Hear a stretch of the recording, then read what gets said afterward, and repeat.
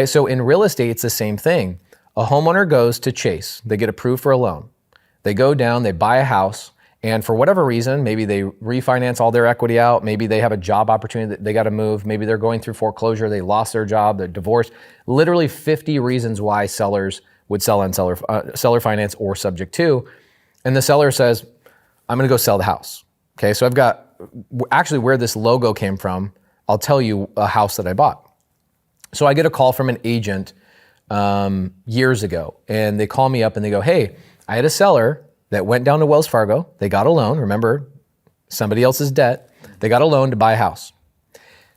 Unfortunately, they refinanced all their equity out, and I've been trying to sell the house for 5.5 months, and I'm about to lose my listing.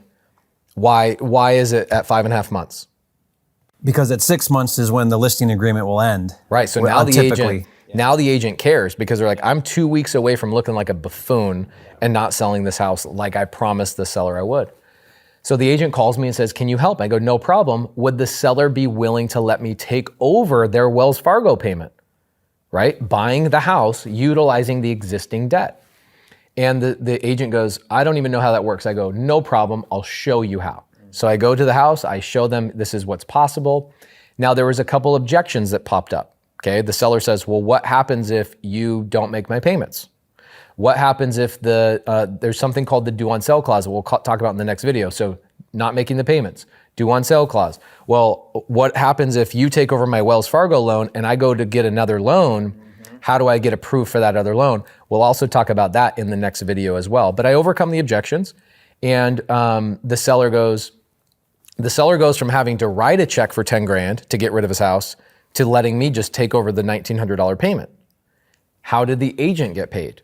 Well, the agent, who had already had a listing for 5.5 months, was about to lose their listing anyway. So I said, if I help structure this deal and get the seller out of the situation, I'll pay you $2,500 as a finder's fee.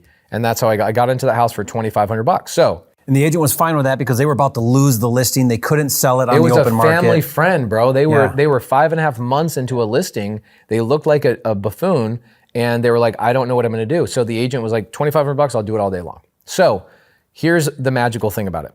Dave sends me a text message. Dave is the seller of the property. Dave sends me a text message and he says, like 1 o'clock in the morning, he says, thank you for saving our whole situation, da, da, da, da, da. And I reply back and I go, Dave, isn't it amazing what creative finance can do? And Dave replies back and he says, sub 2 with an exclamation point, with the peace sign. And I was like, that's my logo. Is that my loan officer on that house told me I can't get approved for that house until I sell this one. And I said, look, Dave, here's the problem. I used to be a loan officer. Loan officers are not the people that make the decisions on any loan. Who's the people? Do you know the people that make the decisions on loans? The underwriter. The underwriter. It's always the underwriter. And the underwriter is not the person you're ever talking to as the consumer. No. There's this little sales guy that they call a loan officer, and all he is a sales guy. He's just the interface. He's the interface. So I asked Dave, I go, Dave, and I'm asking you guys the same question. How is it that a real estate investor can go and buy multiple loans in their name, up to 10, sometimes 15 in their name, even though their debt to income ratio is not matching up? How do they do that?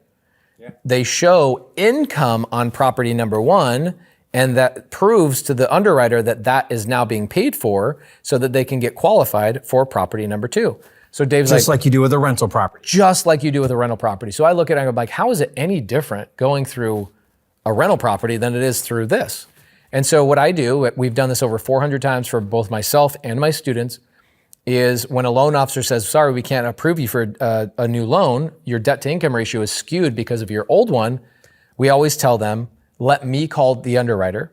Now we've recorded these calls, so I don't really do it anymore. But I called Dave's underwriter and I said, hey, my name is Pace Morby. I'm buying Dave's house subject to. I'm taking over the payments. What do I need to do to show you those payments are being made so you can take those payments off his debt to income ratio and approve him for the new loan? The underwriter goes, okay, let me think about this for a minute. And I've structured these so many times before this, but here's one thing I've learned. I don't suggest the solution to underwriters. I let them suggest the solution after I put it in their lap. So the underwriter goes, okay, here's what we should do. Let's do a lease agreement that shows that you're leasing Dave's property and you make 2 payments up front, and I'll take the whole thing off his debt to income ratio. I go, done, no problem. So we write a lease agreement. In the lease agreement, it states I can cancel that lease at any point. So we sign the agreement. Dave moves into his new house. Once Dave moves into his new house, Convert it to seller I convert it to a sub subject 2. to. That's it. So we've done that, 400 plus times for other students. I've never seen a seller not get qualified for a new loan as long as you talk to the underwriter. And you really